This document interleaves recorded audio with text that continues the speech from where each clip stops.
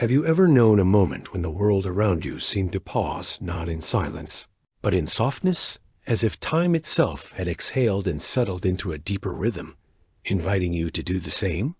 Not because everything was solved or still, but because something in the air, in the light, in the texture of the present whispered that it was safe to let go, to breathe more slowly, to trust the unfolding of the night. Tonight, we enter such a moment not as observers from afar, but as gentle participants in an ancient evening that still lives, quietly, in the memory of stone, starlight, and human breath. Close your eyes now, if you wish, and let your body soften against the surface beneath you. Feel the gentle weight of your limbs, the rise and fall of your chest, the subtle warmth where your skin meets the air. With each breath, allow your mind to drift not away from the present, but deeper into it, until the boundaries between here and there, now and then, begin to blur like ink dissolving in water. You are not traveling through time. You are remembering a place that has always existed somewhere inside you. A city built not just of marble and clay, but of questions of laughter, shared over shared bread of voices rising and falling like tides in the harbor. We are in Athens, not the Athens of monuments and triumphs, but the Athens of twilight, the city as it breathes just after the sun has slipped behind these western hills, leaving the sky washed in deep violet and the first stars trembling into view. The heat of the day lingers in the stones, radiating upward in slow, golden pulses, while the breeze that moves down from the slopes of the Acropolis carries the cool breath of the coming night. It brushes your skin like the hem of a linen robe, light and deliberate, scenting the air with crushed thyme, sun-warmed olive leaves, and the faint, resinous smoke of oil lamps being lit in courtyards across the city. Listen. Beneath the quiet hum of insects tuning their evening song, other sounds rise in gentle layers. The low chuckle of water flowing through a stone channel beside the road. The soft shush of sandals on dust-dampened paths. The distant clink of pottery as a servant sets out the evening meal. The murmur of 3 women sitting on a shaded bench, their voices weaving together like threads in a loom each, syllable slow, unhurried, shaped by the comfort of long familiarity. Somewhere above, a lyre is being tuned, its strings tightening with small, resonant plinks, each note hanging in the air a moment before fading into the next. A child calls out not in urgency, but in playful echo, and the sound drifts upward, absorbed by the warm walls of the houses that lean toward one another like old friends sharing a secret. You walk now not quickly, not with purpose, but with the quiet curiosity of someone who has all the time in the world. Your feet meet the ground with soft certainty, warm limestone, smoothed by generations of passage, still holding the day's warmth beneath the cool surface. In places, the path dips slightly, collecting the scent of damp earth where a recent rain pooled and lingered. You pass an open courtyard where a family gathers around a low table. The light from their single lamp falls in a pool of amber, illuminating hands passing a loaf of bread, a bowl of olives glistening with brine, a cup tilted slowly as dark wine is poured. Their conversation is not about grand events or distant wars, but about the sweetness of the figs this season, about the stubbornness of a neighbor's goat, about whether the festival next week will bring rain or clear skies. Life here is not measured in achievements, but in repetitions that carry meaning, the kneading of dough, the folding of cloth, the telling of a story already known by heart, yet listened to as if for the first time. Further on, near the edge of the Agra, a group of young men sits on the low steps of a colonnade, their backs against cool marble. Their voices are low, but animated not loud enough to disturb the night, yet full of the kind of earnest curiosity that belongs only to those who still believe ideas can change the world. One of them gestures gently as he speaks, his hand moving like a leaf caught in a breeze, tracing the shape of an argument in the air. Another leans forward, elbows on knees, chin resting in his palm, listening not just to the words, but to the spaces between them. They are not rehearsing speeches for the assembly. They are not trying to impress. They are simply thinking together, in real time, with the kind of patience that assumes understanding is possible, if only one asks the right question and waits long enough for the answer to rise.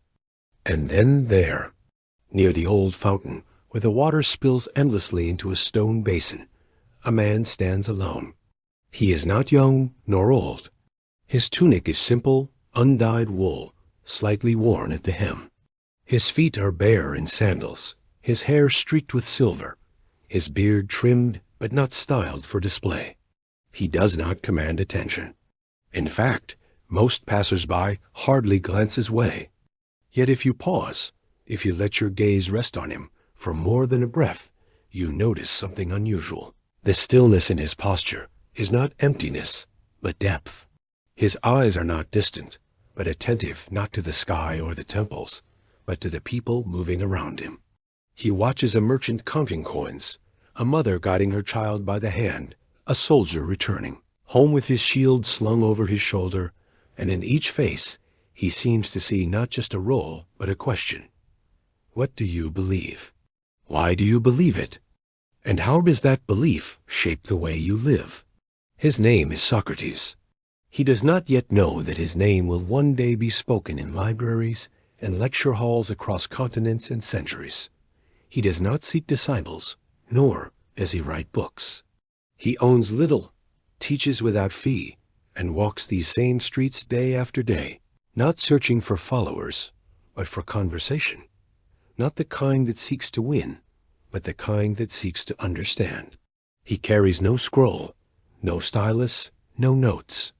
His only tool is a question, asked gently, repeated patiently, followed to its deepest root. And though the city does not yet realize it, something is shifting in the air subtly, almost imperceptibly, like the first tremor before a deeper movement begins.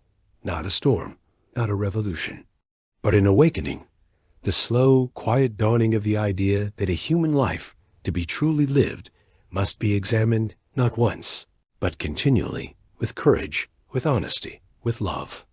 As you stand here, beneath this ancient sky, let the weight of the day release from your shoulders. Let the rhythm of this city, its breath, its pulse, its unhurried certainty, become your own. You do not need to remember names or dates. You do not need to solve anything tonight. You are simply here in the company of stars that have watched over thinkers and dreamers for thousands of years, in a place where wisdom was not shouted from rooftops, but whispered in courtyards, offered over shared wine, coaxed from silence with kindness and care. If your heart feels drawn to share where, in time and space and season, you are listening from tonight, know that your words will be carried into this story like a stone dropped into still water, a small ripple, yes, but one that joins the larger current. I will read them as part of this journey, not as data, but as companionship. And when you are ready, whenever you are ready, let yourself move deeper into this night. Let your breath grow slower, your thoughts softer. The city is waiting not with urgency, but with invitation. Our story begins here, in the gentle hush of an Athenian evening, with a man who chose to ask instead of answer, to listen instead of proclaim, and in doing so, change the way humanity speaks to itself, still even now, in the quiet just before sleep. Before the first question Socrates ever asked had taken shape, before his voice had stirred even the smallest ripple in the surface of Athenian thought, the city already lived, breathed, and dreamed with a rhythm all its own, a rhythm shaped not by individuals, but by generations of hands, feet, voices, and silences that had moved across the same stones for centuries. To enter Athens in those days is not to step into history as a distant spectacle, but to walk softly into the warm, living pulse of a world that did not yet know it was waiting for something new. It is a city that does not rush. It does not hurry toward achievement or resolution. Instead, it lingers in the curve of a rooftop against the sky in the slow turning of bread, in a clay oven in the way sunlight falls, across a courtyard at midday, and stays there golden and unmoving as though time itself had paused to admire the light. Imagine waking before dawn, when the air is still cool and carries the faint scent of damp earth rising from gardens tucked behind low walls. There is no sudden alarm, no sharp sound to jerk you awake. Instead, consciousness arrives gradually like mist lifting from the surface of a still pond. First the soft rustle of wool against skin as you shift beneath your blanket, and the distant call of a rooster, not shrill but resonant, echoing across the valley. Then the low murmur of water being drawn from a well somewhere nearby, the rhythmic creak-creak of the wooden beam as the bucket rises, full and heavy, glistening in the first pale light. These are not interruptions to sleep. They are invitations to wait gently, to let the body remember where it is, to let the mind settle into the day like a stone placed carefully into a stream. As you rise and step barefoot onto packed earth smooth, cool, and faintly gritty, you feel the subtle imprint of past footsteps worn into the floor by years of motion. The tread of a mother carrying water, the shuffle of an elder moving slowly toward the door at sunrise, the light skip of a child running to greet the day. The house around you is simple, built of local stone and sun-dried brick, its walls thick enough to hold the night's coolness long after the sun has risen. Narrow windows sit high on the walls, not for view, but for light and air-thin shafts of gold that fall in quiet diagonals across the floor, illuminating motes of dust that drift like tiny stars caught in a current.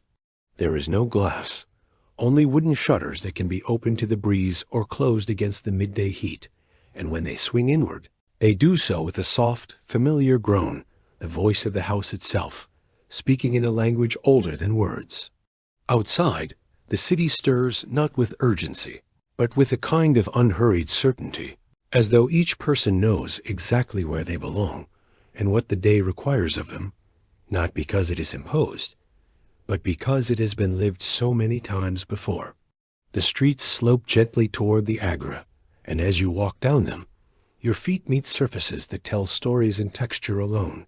Smooth limestone near the public spaces, worn by generations of sandals. Rougher cobblestones in residential alleys, where carts rarely pass.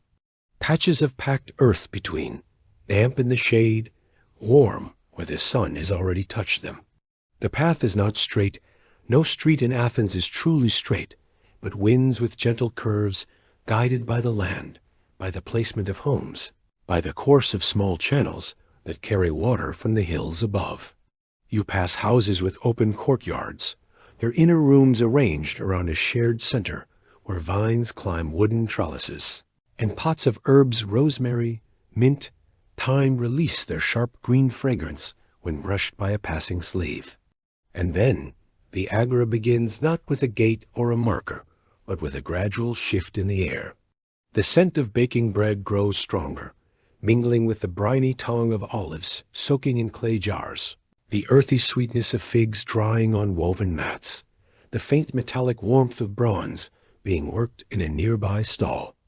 Voices rise at a low, continuous hum, not loud, but present, like the sound of wind moving through trees. A merchant calling out the day's prices, not as advertisement, but as ritual, his voice steady and melodic. Two women comparing the weight of wool they've spun, fingers testing the thread for consistency. A group of boys crouched near a fountain, racing cork boats down the shallow channel, their laughter light and unself-conscious, vanishing as quickly as it came. No one shouts, no one interrupts. Conversation here is not a competition for attention, but a shared space, entered with care, sustained with patience. Under linen awnings stretched between wooden posts, tables hold offerings shaped by hand and time. Pottery bowls glazed in deep reds and blacks, their surfaces painted with scenes of harvest or dance. Small bronze figurines of gods and animals, each one slightly different, bearing the quiet imperfections that mark them as human-made. Bolts of linen and wool, dyed in soft hues ochre, saffron, indigo folded with precision, their edges crisp and clean. A potter sits on a low stool, his hands coated in fine gray clay, shaping a new vessel on a slow-turning wheel. His movements are economical, unhurried, each press of the thumb calibrated by memory more than sight.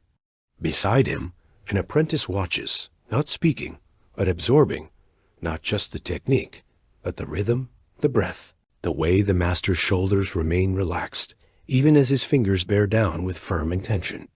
Learning here is not extracted through instruction, but absorbed through presence. It is the inheritance of attention, passed hand to hand, gaze to gaze. Near the edge of the square, elders gather on stone benches worn smooth by years of use. They do not dominate the space, nor do they withdraw from it. They sit like anchors, calm, steady, observant, watching the flow of the day as one might watch the sea from a familiar shore, not to control it, but to understand its patterns. Their conversations are slow, deliberate, often punctuated by long silences that carry as much meaning as the words themselves. They speak of the barley harvest, whether the rains came early enough, whether the soil held its moisture. They speak of the festival of Dionysus, of who will lead the chorus this year, of whether the new Corregos has the generosity to supply fine robes for the dancers. They speak of the assembly, yes, but not with the fevered urgency of those seeking power. Rather, they reflect on what it means for a man to stand and speak before his peers, not whether his argument wins, but whether his character shows in the way he listens before he answers, in the respect he gives even to those who disagree. Above them, the temples rise not as monuments to conquest, but as gestures of belonging. The Parthenon is not yet complete, though its columns already stand tall and luminous against the sky, their marble still holding the pale blush of early morning. Scaffolding clings to its eastern face like ivy, and from within come the soft, rhythmic sounds of chisels meeting stone, not frantic, but measured, each strike placed with intention. Sculptors work in open-air shelters, their hands dusted with white powder, their faces shaded by wide-brimmed hats.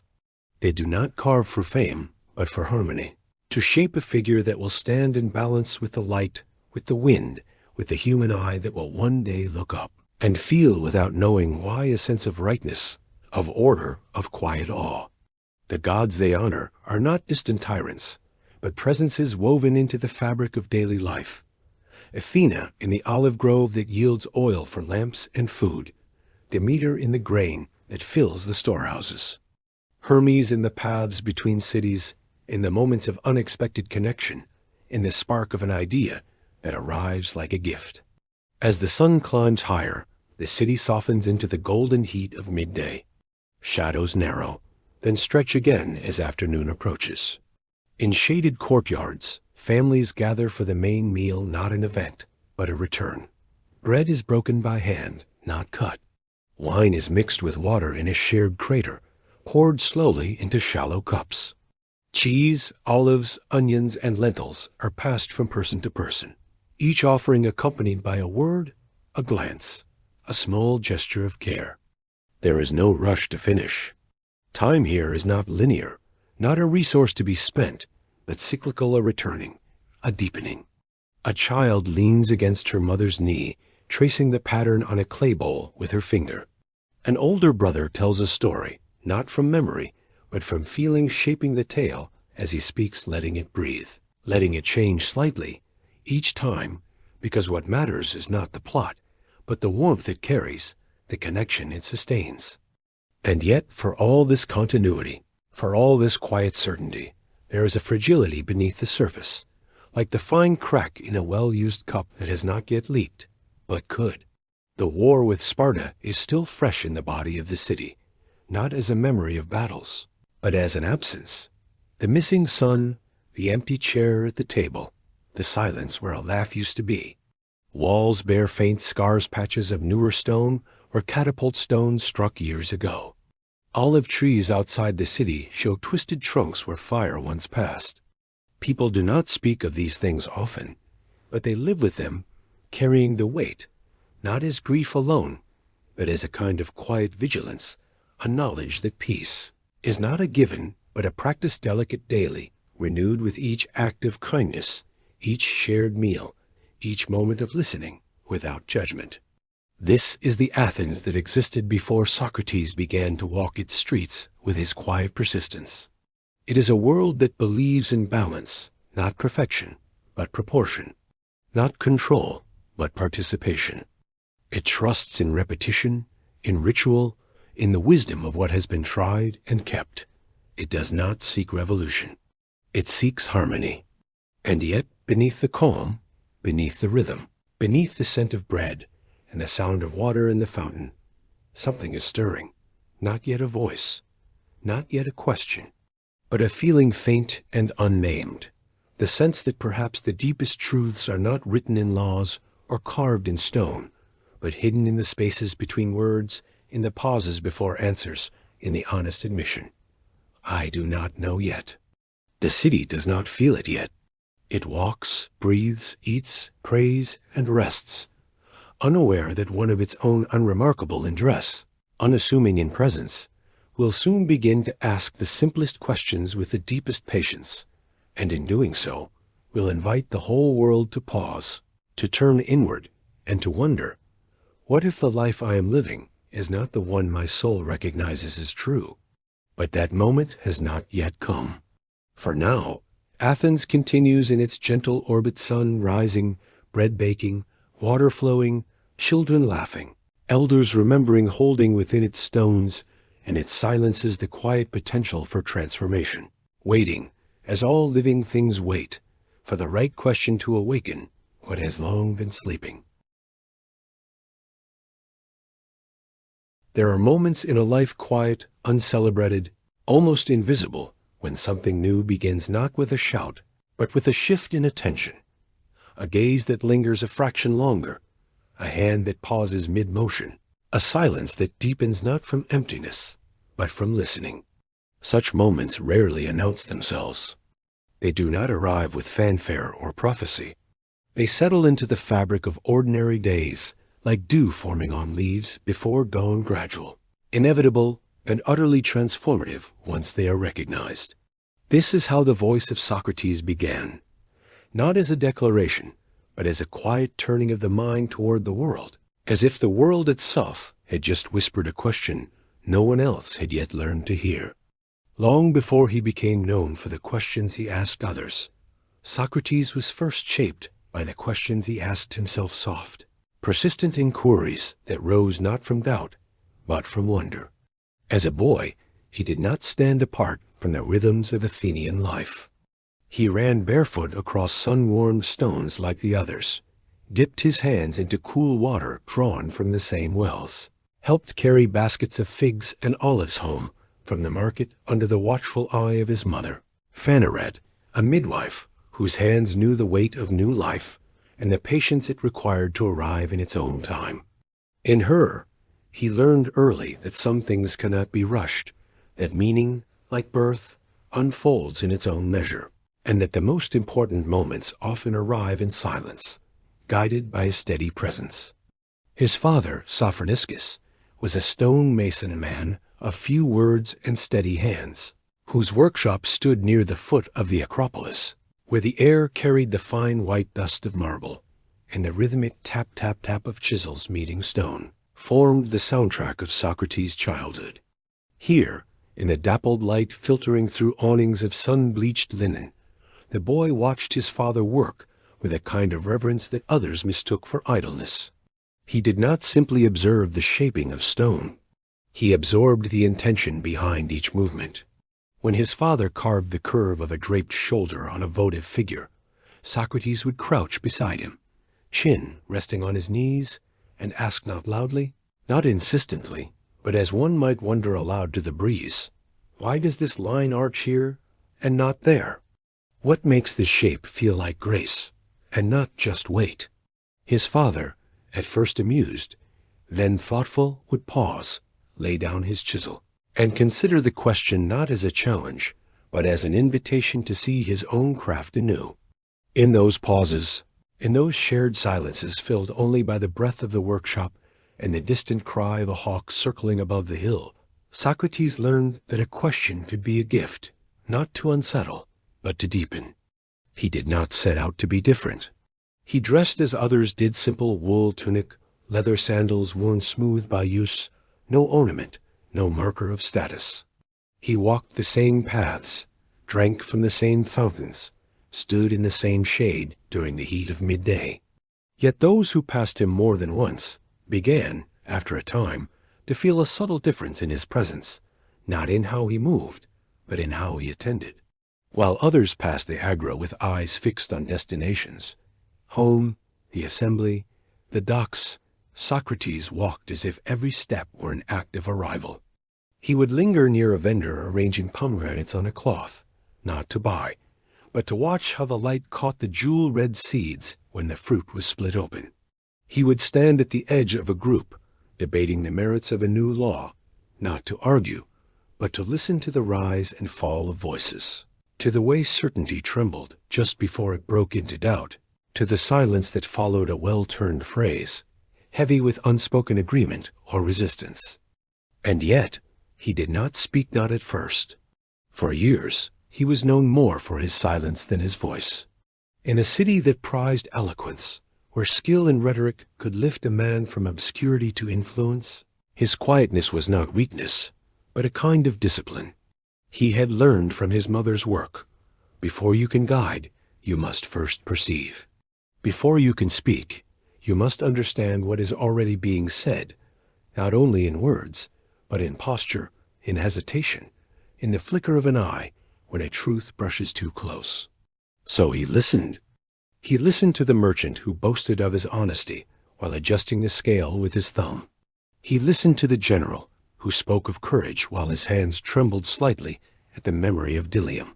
He listened to the grieving father who praised the gods for their justice, even as his voice cracked on the final syllable. In each case, Socrates did not judge. He simply noted the gap between speech and silence, between claim and tremor, between what was said and what the body confessed.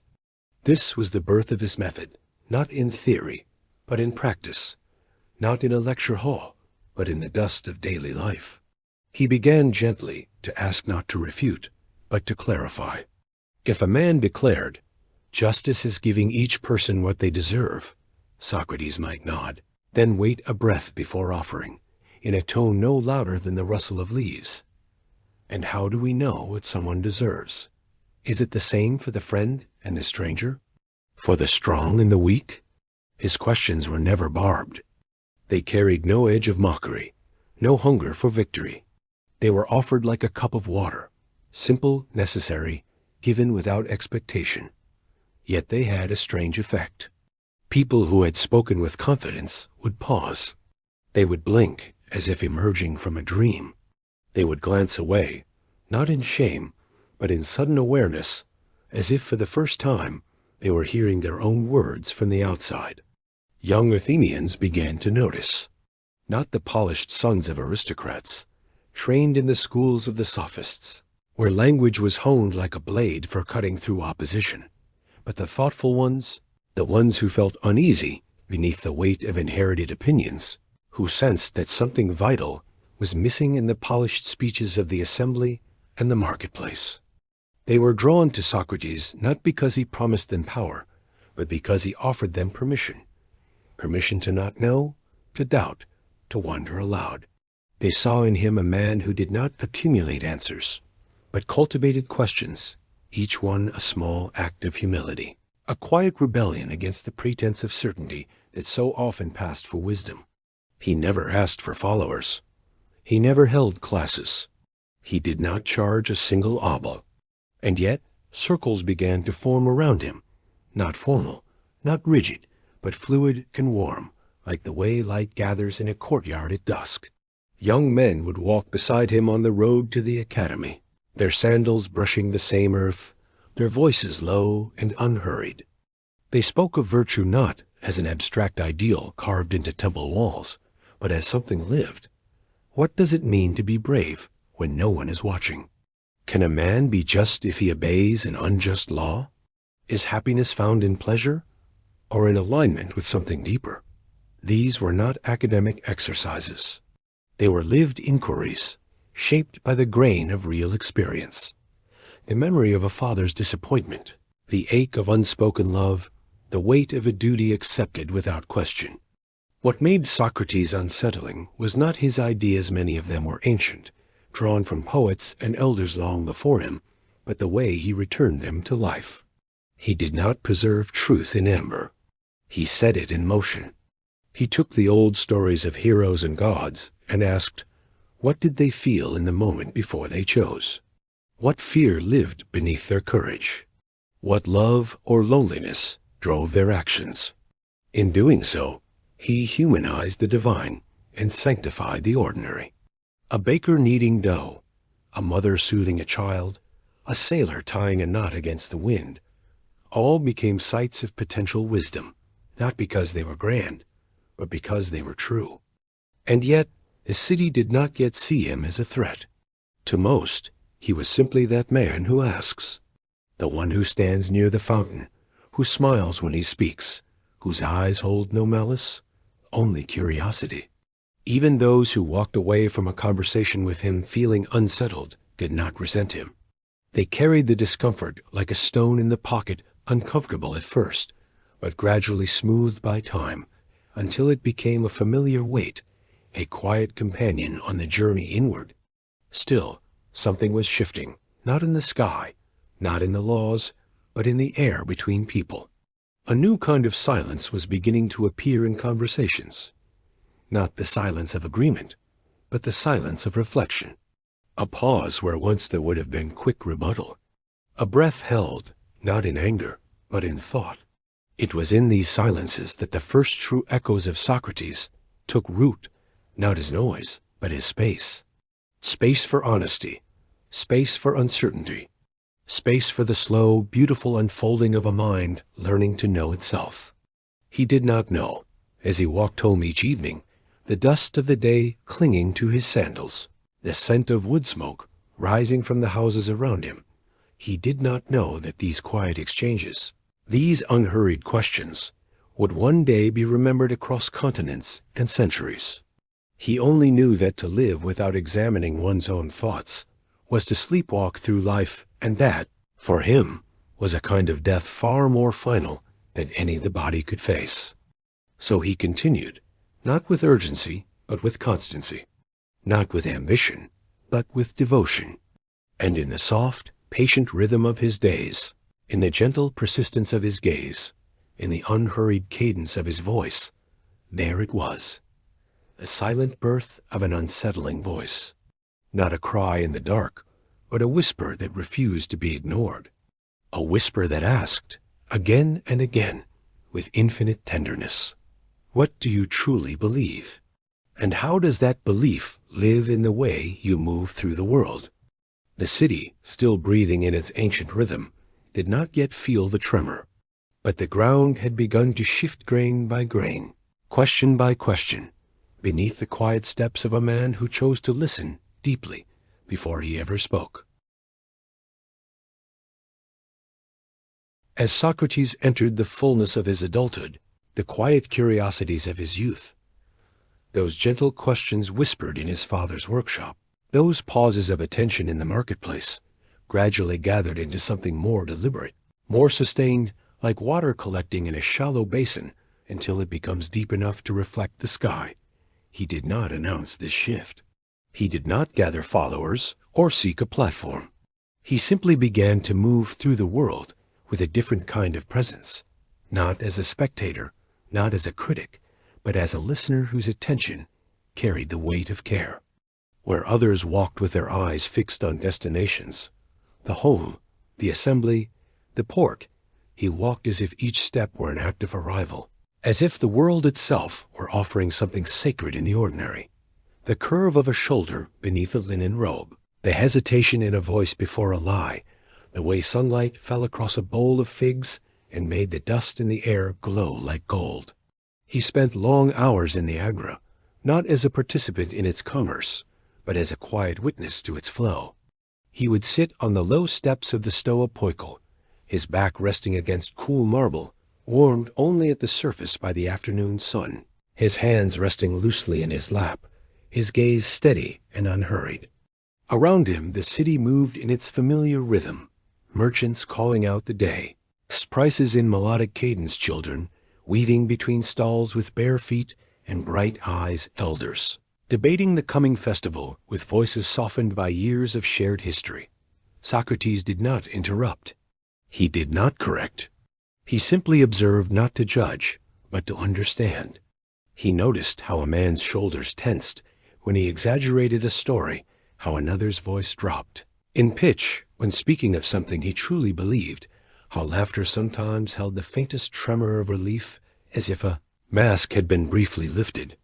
These were not signs of deception to be exposed, but layers of humanity to be met with patience. It was during these years that his method began to take shape, not as a technique learned from books or teachers, but as a natural extension of who he was. A man who trusted that truth resided not in polished declarations, but in the slow, honest unfolding of thought. His questions did not arrive like arrows shot from a bow. They emerged like breath-soft, necessary, offered without expectation.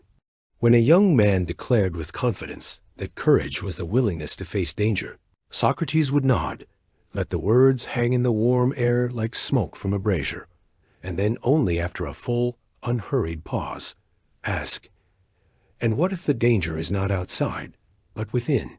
What if the hardest thing to face is not a sword, but the fear of being misunderstood?"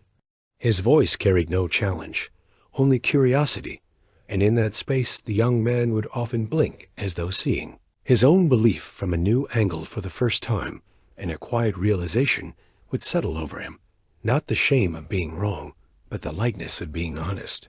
He never refuted. He never claimed to know more. Instead, he practiced what would later be called elenchus, not as a tool for dismantling, but as a form of intellectual hospitality.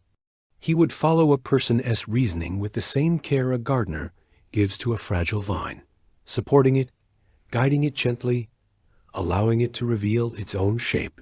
If someone defined justice as giving each person what they are owed, Socrates might ask for an example. When the example was given, he would listen intently, then wonder aloud, what if the person owed is your enemy? What if what they are owed is mercy, but the law demands punishment? Where, then, does justice reside, in the letter or in the intention behind it? These questions were not traps. They were invitations to depth, to coherence, to the kind of self-knowledge that comes only when one dares to hold one's own beliefs up to the light. What made his approach so unsettling to some, and so deeply comforting to others, was its radical humility. While the sophists taught that wisdom could be acquired, displayed, and sold, Socrates insisted that the first step toward wisdom was the honest admission, "I do not know." He did not say this as a performance. He lived it. He walked into every conversation as a learner, not a master, and in doing so, he gave others permission to do the same. A potter, accustomed to being overlooked in philosophical circles, once spoke with him about the moment a vessel collapses on the wheel, not from lack of skill, but from impatience. Socrates listened, then asked, "Is virtue like clay? Does it also require the right speed, not too fast, not too slow, and a hand that knows when to press and when to wait?" The potter, surprised to be met with such reverence for his craft, felt, for the first time, that his daily labor was not separate from wisdom, but woven into its very fabric. Around him, a circle began to form, not formal, not rigid, but fluid and warm, like the way light gathers in a courtyard at dusk. Young men returned again and again, not because Socrates promised them power or prestige, but because in his presence they felt safe to be uncertain. They were sons of merchants and soldiers' boys who had been trained in rhetoric, who could recite Homer by heart, who knew the laws of the assembly, but who carried beneath all that knowledge a quiet restlessness, a sense that something vital was missing. With Socrates, they found a space where it was not only acceptable, but honorable to say, "I thought I knew, but now I see I do not." They walked with him along the roads to the academy, their sandals brushing the same dust, their voices low and unhurried, discussing not abstract ideals but lived questions. What does it mean to be loyal when your friend acts unjustly? Can a man be free if he fears what others think of him? Is happiness found in pleasure or in alignment with something deeper? These conversations were never rushed toward conclusion. They unfolded like slow rivers, meandering through fields of memory and metaphor. One afternoon, beneath the shade of an olive grove, where the light filtered green and gold through silvery leaves, a boy whose father had died in the war spoke haltingly of grief, not as a concept, but as a weight in the chest, a silence at the table, a habit of listening for a voice that would never return. Socrates did not offer consolation. He did not say, "Time heals." Instead, he asked, "What does his absence teach you about what he gave you while he was here? Is love measured in years or in presence?" And in that question, the boy did not feel the erasure of pain, but the honoring of it, as if his sorrow had been met not with platitudes, but with reverence. Even in the busiest corners of the city, Socrates created islands of stillness.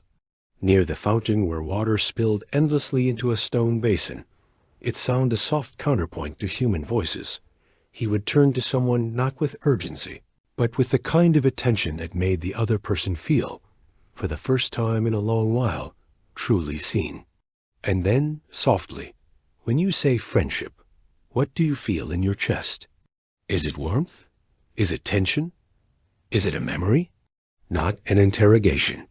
An invitation to return, however briefly, to the body, to the unspoken truth that lived beneath the polished phrases of public speech. He chose his moments with the care of a gardener selecting the right soil for a fragile seed. He did not interrupt debates in full flow, nor did he seek out the powerful or the celebrated.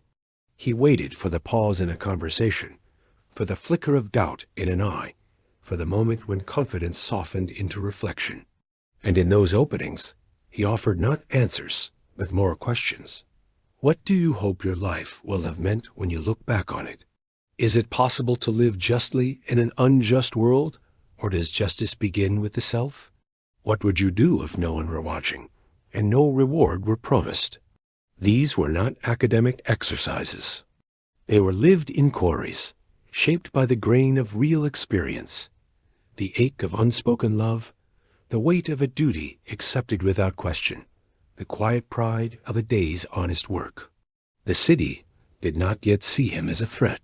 To most, he was simply that man who asks, the one who stands near the fountain, who smiles when he speaks, whose eyes hold no malice, only curiosity. Even those who walked away from a conversation with him, feeling unsettled, did not resent him. They carried the discomfort like a stone in the pocket, uncomfortable at first, but gradually smoothed by time until it became a familiar weight, a quiet companion on the journey inward. Still, something was shifting, not in the sky, not in the laws, but in the air between people.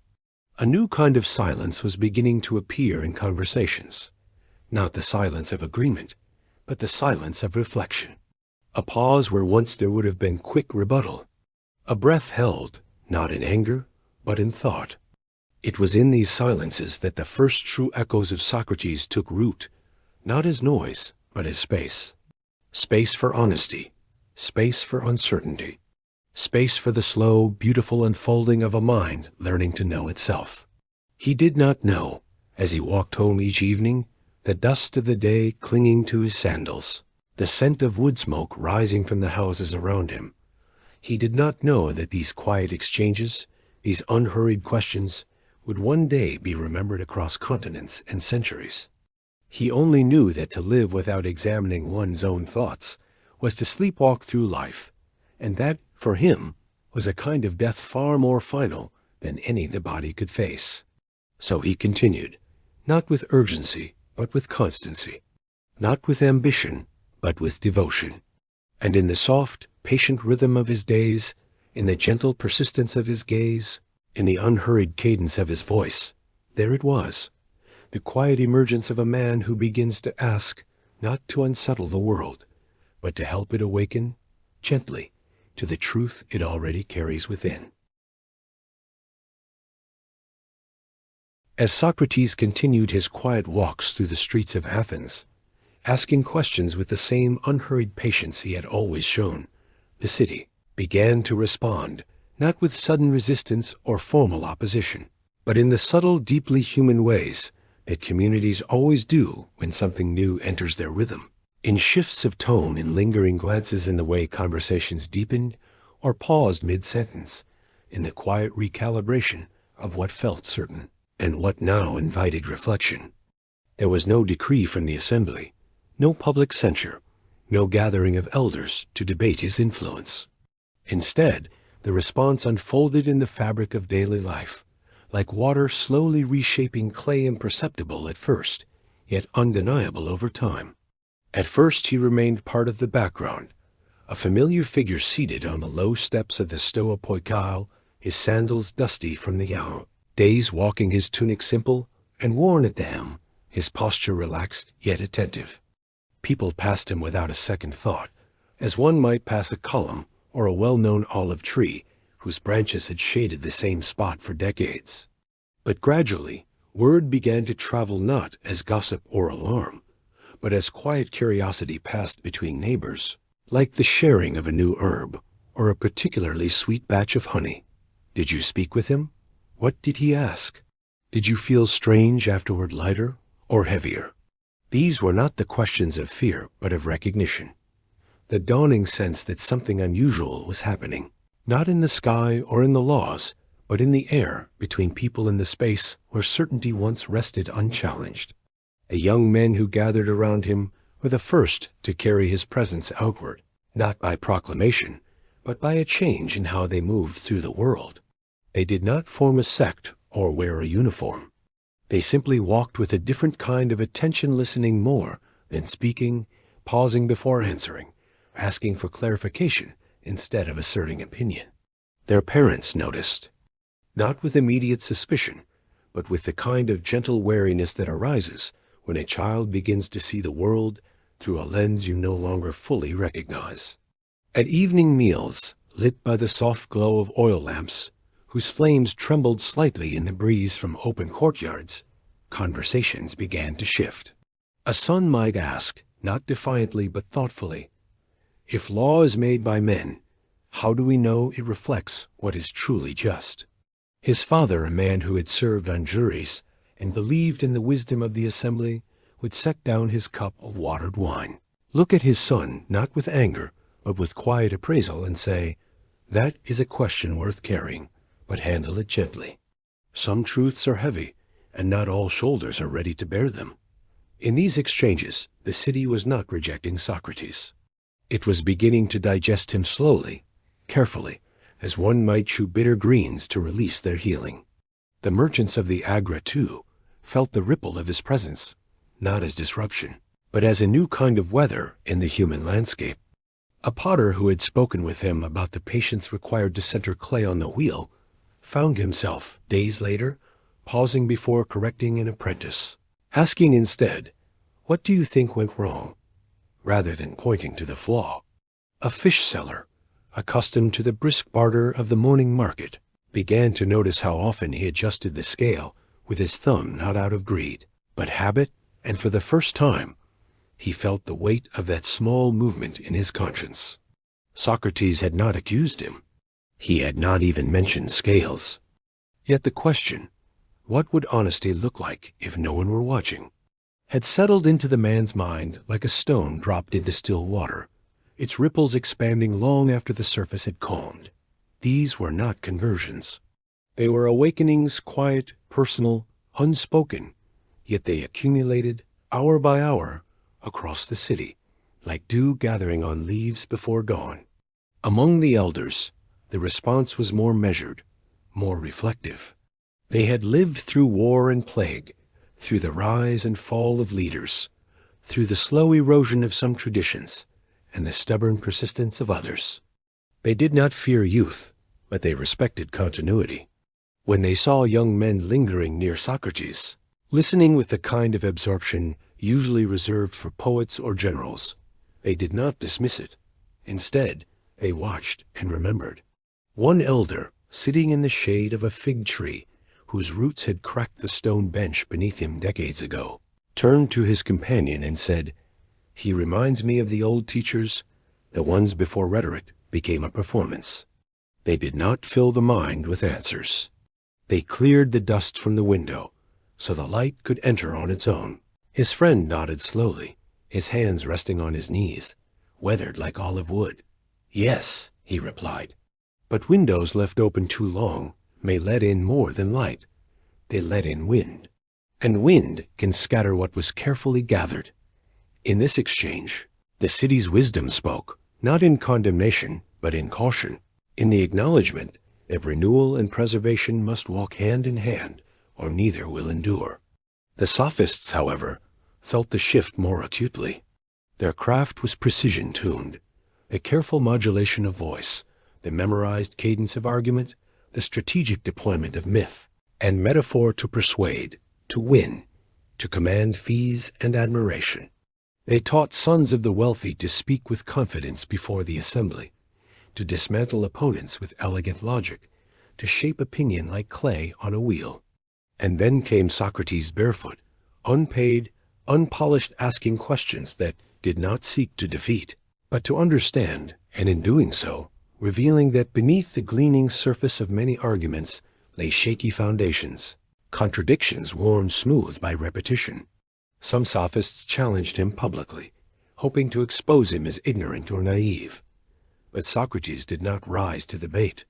He simply listened and asked, "When you say virtue can be taught, what do you mean by taught?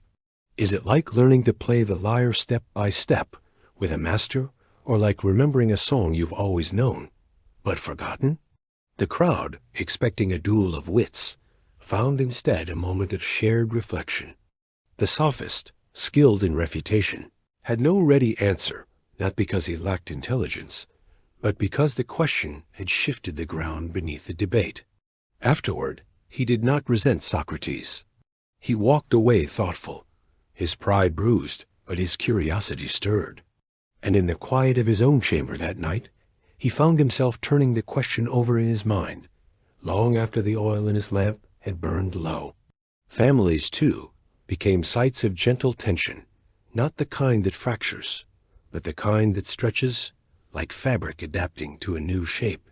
A mother might watch her son sit longer at the table after the meal was finished, his brow furrowed not in anger, but in thought, and she would feel a mixture of pride and worry. Pride that he was thinking deeply, worry that deep thought in uncertain times could be a burden as much as a gift.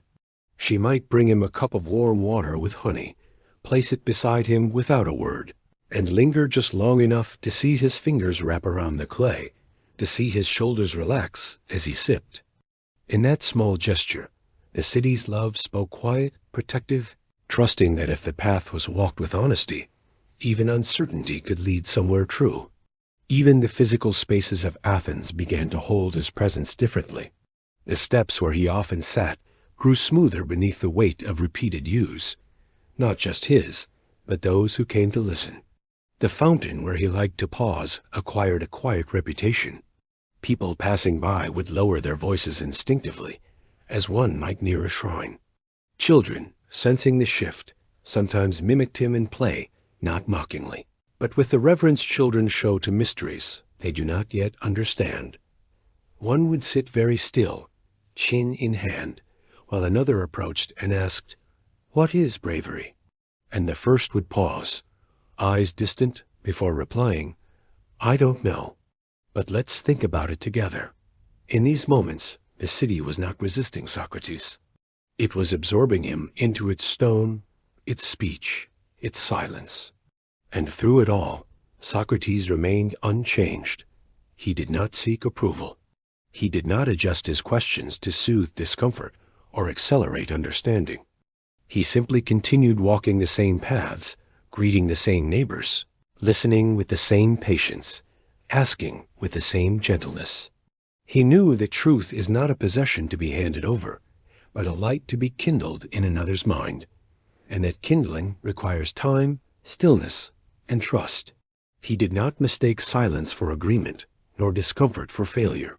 He understood that the most profound transformations begin not with a shout, but with a pause, a breath held, a gaze lowered, a question repeated softly, like a prayer. The city's response, then, was not a single reaction, but a complex harmony of voices, curiosity and caution, admiration and unease, openness and resistance, all woven together into the living fabric of a community learning slowly to hold a new kind of thought. There were no banners raised, no laws passed, no monuments erected. But in the way conversations deepened, in the way young men carried questions home like precious gifts, in the way even skeptics found themselves returning to his side, not to argue, but to listen, Athens was beginning to change. Not by force, not by decree, but by the quiet, persistent pressure of a man who asked, with infinite tenderness, what each person truly believed and how that belief lived in the way they moved through the world. And though the ground had not yet cracked, though the temples still stood in silent dignity, though the assembly still gathered at dawn beneath the first light of the sun, something had indeed begun to shift, not in the earth beneath the city, but in the deeper, more sacred ground beneath the human heart. As Socrates' quiet presence began to settle more deeply into the rhythms of Athenian life, the city still tender from the long shadow of the Peloponnesian War began to feel the gentle but persistent pressure of his questions, not as an external disturbance, but as an internal resonance, like the low hum of a lyre string that has been plucked long ago and continues to vibrate in the air, unnoticed until silence makes it audible. The war had ended, yet its aftermath lingered not in broken walls or empty granaries alone, but in the unspoken hesitations of voices that had once spoken with certainty. In the way fathers paused before giving advice to their sons, in the quiet glance exchanged between friends, when the name of a fallen comrade was mentioned in passing. Athens was healing, but healing is not a straight path. It moves in circles, in returns, in moments of clarity followed by waves of grief. And in this fragile atmosphere, Socrates' insistence on examining one's beliefs did not feel like an academic exercise. It felt like standing at the edge of a mirror that refused to flatter, and choosing, slowly, to look anyway. Among the young men who walked with him, his inward turn often arrived quietly, like the first chill of autumn on a still warm afternoon. Many had grown up hearing stories of Pericles' golden age tales of bold speeches in the assembly, of triremes gliding proudly into Piraeus, of festivals where the whole city gathered in shared pride. They had been taught that virtue meant courage in battle, loyalty to the polis, and eloquence in public life. Yet now, in the quieter Athens of their youth, those ideals no longer fit so neatly.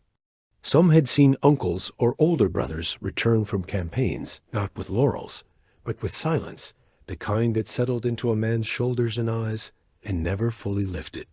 Others had watched as trusted leaders were exiled or condemned, not for treason, but for missteps in judgment, for words spoken at the wrong moment, for the unbearable weight of expectation in uncertain times.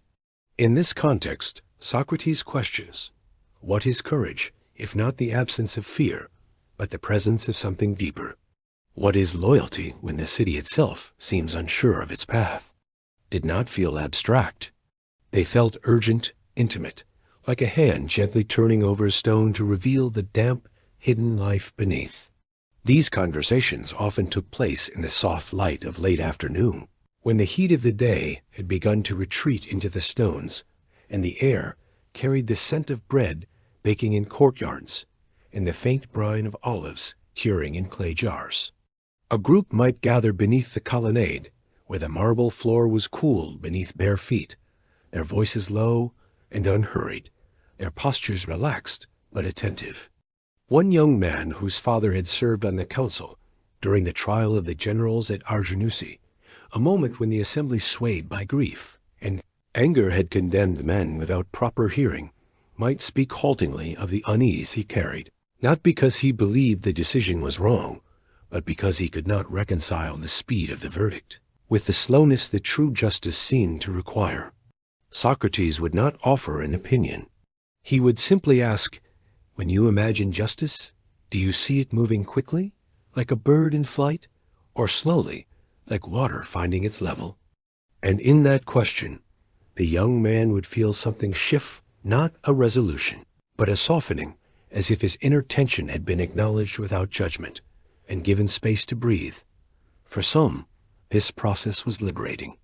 They felt for the first time permission to hold two truths at once: love for their city and doubt about its choices, respect for their elders and uncertainty about the wisdom they inherited, pride in their lineage and curiosity about who they might become beyond it.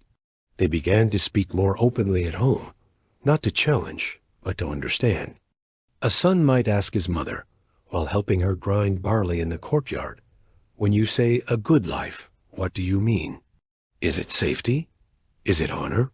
Is it something quieter, like peace at the end of the day?"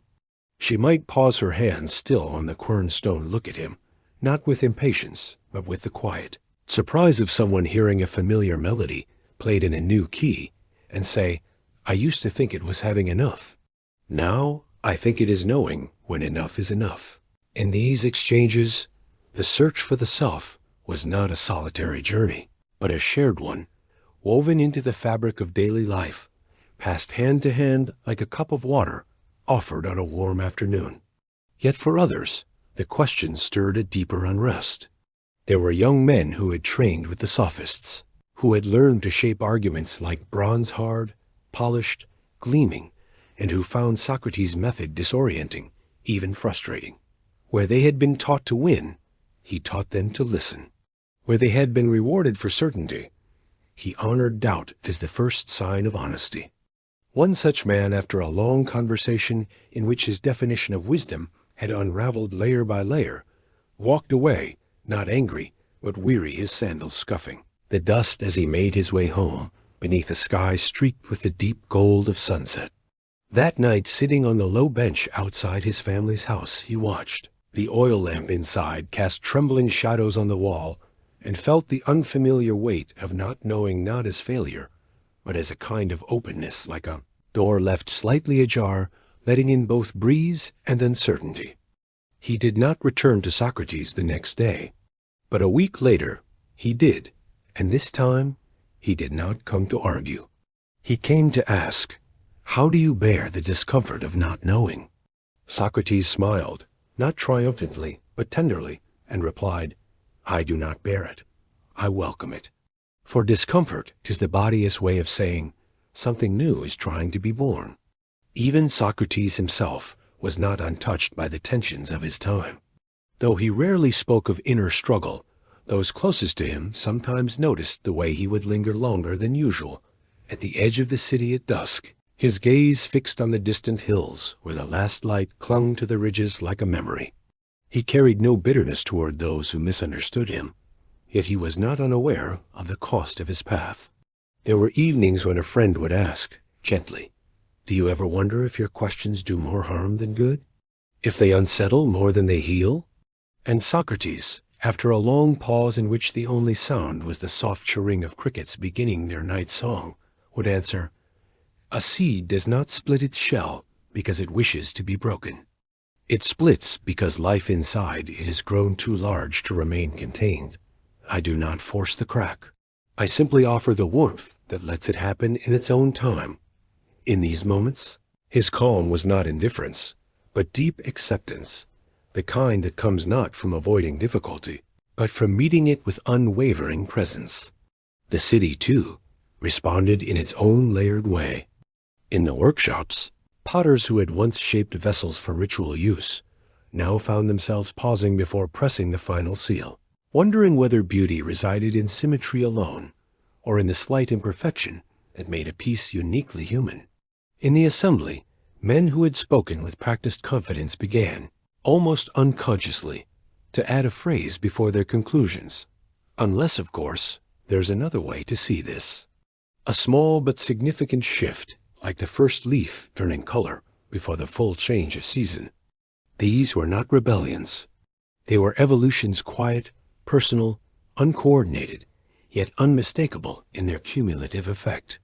What made this period so delicate was that the conflicts Socrates inspired were not loud or public. They did not erupt in shouts or accusations. They lived in the silence between words, in the way a hand hesitated before reaching for a cup, in the slight intake of breath before answering a question that once would have been met with immediate certainty. A mother might watch her son sit longer at the table after the meal had ended, his brow furrowed not in anger, but in thought, and feel a mixture of pride and worry, not because she feared he would reject tradition, but because she knew that once a mind begins to examine itself, it can never return to unconscious acceptance. She might bring him a cup of warm water with honey, place it beside him without a word, and linger just long enough to see his fingers wrap around the clay, to see his shoulders relax as he sipped. In that small gesture, the city's love spoke quiet, protective, trusting that if the path was walked with honesty, even uncertainty could lead somewhere true. And yet, beneath this surface of gentle tension, something essential was being forged. The idea that the self was not a fixed thing to be defended, but a living process to be tended like a flame that must be fed with air to grow, or a garden that demands both sun and shadow to flourish. Socrates did not offer answers, because he knew that answers, once claimed, can become cages. He offered questions, because questions are doors, each one an invitation to step into a larger room, to see the world from a slightly different angle, to discover that the self is not a fortress, but a landscape always shifting, always capable of new growth. So the doubts continued, and the conflicts deepened, not as fractures, but as folds, like the layers of an olive branch bending under the weight of fruit, not breaking, but growing stronger through the pressure. And in the midst of it all, Socrates walked on, his sandals brushing the same dust, his voice as steady as the rhythm of the sea against the shore, asking again and again, with infinite tenderness, "What do you truly believe? And how does that belief live in the way you move through the world?" Not as a demand, but as a companionable whisper, guiding each listener, in their own time, toward the quiet, unshakable truth that resides not in certainty, but in the courage to remain open, even when the path ahead is not yet clear. There are moments in a life, quiet, unrecorded, almost invisible, when something deep within shifts, not with a crash or a cry, but with the soft inevitability of a seed cracking open in the dark, not because it is forced, but because the life inside it has grown too large to remain contained. Such a moment arrived for Socrates on a night that would leave no mark on the official records of Athens, no inscription on stone, no mention in the assembly's decrees. Yet it would determine the course of everything that followed, not through grand declaration, but through a single unbroken thread of clarity that wove itself slowly through the stillness of the hours. The city slept beneath a sky so clear that the stars seemed not distant lights, but quiet witnesses, their silver gaze steady and patient, as though they, too, were waiting for something long prepared to finally be recognized. It had been a day, like many others, warm, sun-drenched, filled with the familiar rhythms of the agora, the murmur of voices over shared wine, the clink of pottery being arranged on wooden tables, the low laughter of young men walking in pairs along the shaded colonnades. But as evening approached and the light began to soften into deep gold, a quiet weight settled over Socrates, not of sadness, but of gathering attention, as if his mind had been holding a question for years without naming it, and now, at last, the time had come to let it unfold in full. He walked home slowly, his sandals brushing the same dust he had walked through since boyhood past houses where oil lamps were, being lit in courtyards, and the scent of baking bread mingled with the faint brine of olives curing in clay jars. And yet he felt for the first time in a long while that he was not simply moving through the world, but moving towards something, a threshold he had circled many times, but never crossed. When he reached the edge of the city near the old fountain, where water spilled endlessly into a stone basin worn smooth by centuries of use, he paused not out of fatigue, but because the silence there, the steady rhythmic plink, plink, plink of droplets falling into the pool felt like an invitation to listen more deeply, not to the world outside, but to the world within. The breeze that moved down from the slopes of the Acropolis carried the cool breath of the coming night, brushing his skin like the hem of a linen robe, scenting the air with crushed time and the resinous smoke of distant hearths. And in that moment he allowed himself to stand still, to let the day's impressions settle like silt in still water, revealing what lay beneath. Not confusion, not doubt, but a quiet, unwavering certainty that had been growing in him for years, like a root finding its way through stone, not by force, but by persistence. He thought of the conversations of the past months, the young man who had wept quietly after realizing that his definition of courage had excluded his father, a man who had chosen mercy over glory. The merchant who, after a long discussion about honesty, had returned the next week to admit he had been shortchanging a widow for years, not out of greed, but habit. The elder who with trembling hands had confessed that he no longer believed in the justice of the laws he had spent his life upholding, yet felt too tired to question them aloud. These were not isolated moments. They were threads, and Socrates now saw, with startling clarity, that they were all part of a single tapestry, one woven not from doctrine or ambition, but from the quiet shared human need to live in alignment with what one truly believes. He had not set out to teach. He had only sought to understand. And yet, in that seeking, he had become a mirror, not to expose, but to reveal, not to shame, but to invite honesty. As the moon rose higher, casting a pale silver light across the water, as surface and making the ripples gleam like liquid thread, Socrates felt a profound shift within. Not a decision made in haste, but a recognition that had been waiting for the right stillness to be seen. He understood at last that his life's work was not something he would do, but something he was doing, and that to stop now to retreat into silence or comfort would be to betray not only the trust others had placed in him, but the truth he had come to know in his own bones, that an unexamined life is not truly lived, not because it is immoral, but because it is unfelt, disconnected from the deep pulse of meaning that gives each day its weight and warmth. This realization did not fill him with pride or urgency. It filled him with humility, with a sense of responsibility so quiet and absolute that it felt less like a burden and more like a homecoming, as if he had been walking toward this understanding his entire life and only now had arrived. He thought of his mother, Phanerate, the midwife, whose hands had guided so many into the world with patience and care, who had taught him that some things cannot be rushed, that life arrives in its own time, and that the most important moments often unfold in silence, supported by steady presence. He thought of his father, Socrates, the stone mason, who had shown him that truth is not imposed from above, but revealed through careful, honest work, chipping away what is false until what remains is true to its nature. And he thought of the city itself, flawed, fragile, beautiful still, healing from the wounds of war, still searching for its footing, still capable of greatness, not because it was perfect, but because it was alive, capable of change, capable of turning inward when the world outside grew too loud. In that moment, kneeling beside the fountain, his fingers trailing lightly in the cool water, he made no vow aloud. He spoke no oath to the gods.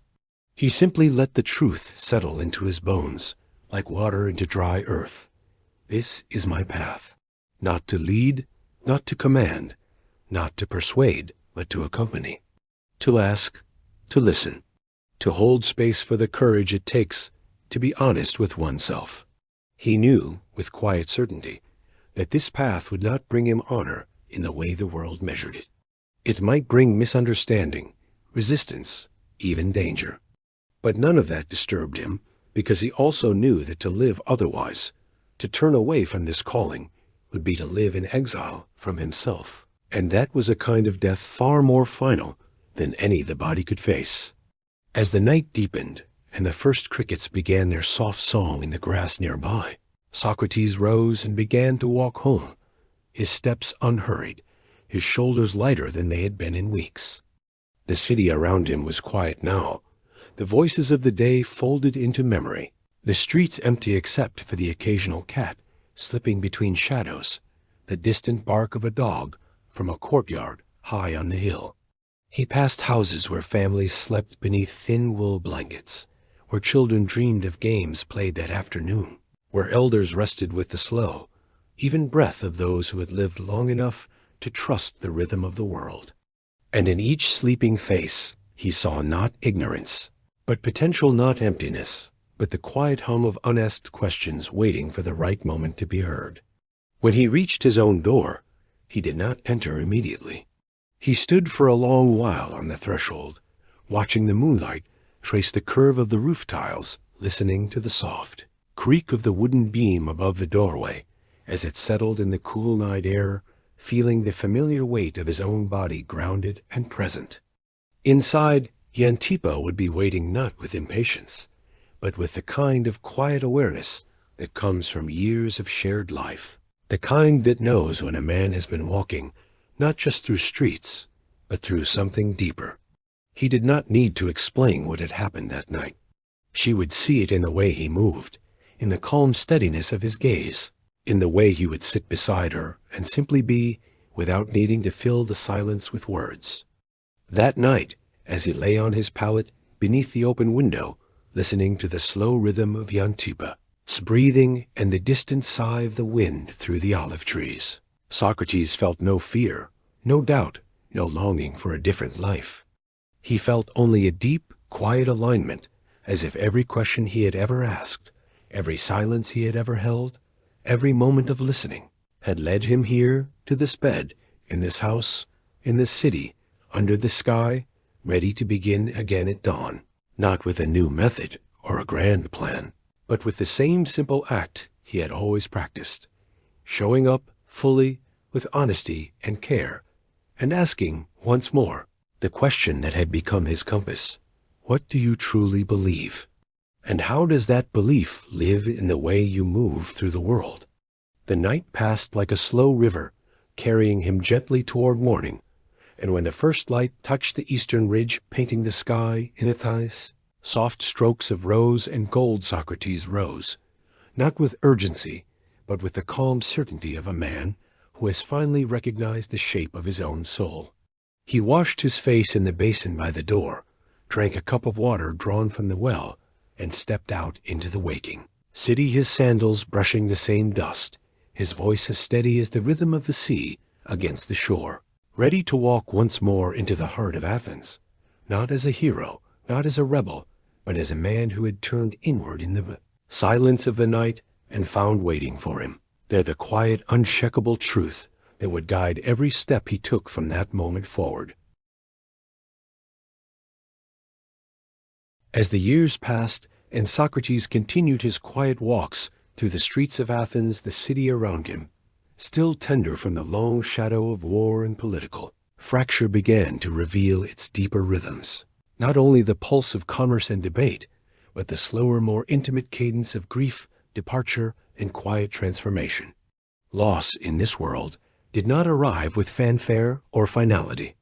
It seeped in like the cool night air through an open doorway, gradual, inevitable, and deeply personal, and in its presence, Socrates discovered that wisdom was not forged only in the fire of argument or the clarity of logic, but in the quiet patience required to hold space for what cannot be fixed, only honored. He had long spoken of virtue as something to be examined, but now he came to understand it as something to be lived, not in moments of triumph, but in the stillness after a farewell, in the silence that follows a name no longer spoken aloud, in the way a hand lingers on a clay cup long after the wine has been drunk.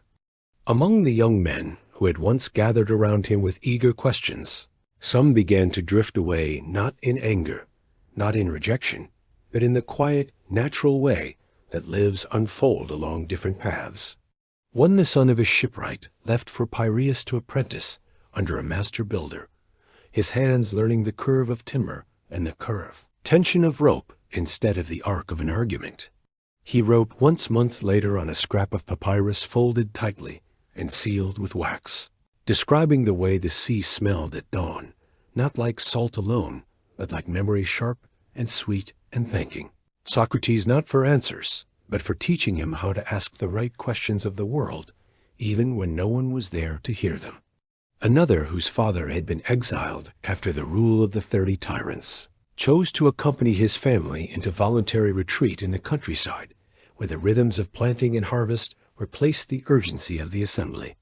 Years later, when their paths crossed again in the market, he did not speak of politics or philosophy, but of the sound rain made on dry earth, and of how watching a seed break open in the dark had taught him more about courage than any debate ever could. Socrates listened without interruption, his eyes soft with recognition, and when the young man fell silent, he simply placed a hand on his shoulder, a gesture not of farewell, but of continuity, and said, "You carry the questions with you. That is enough." There were also losses that came without warning. The sudden illness that took a friend whose laughter had once filled the courtyard where they gathered on summer evenings. The quiet disappearance of a companion who had spoken often of justice, only to be named in the accusations that followed a failed military campaign, his name erased not by exile, but by silence. In these moments, Socrates did not offer consolation wrapped in certainty.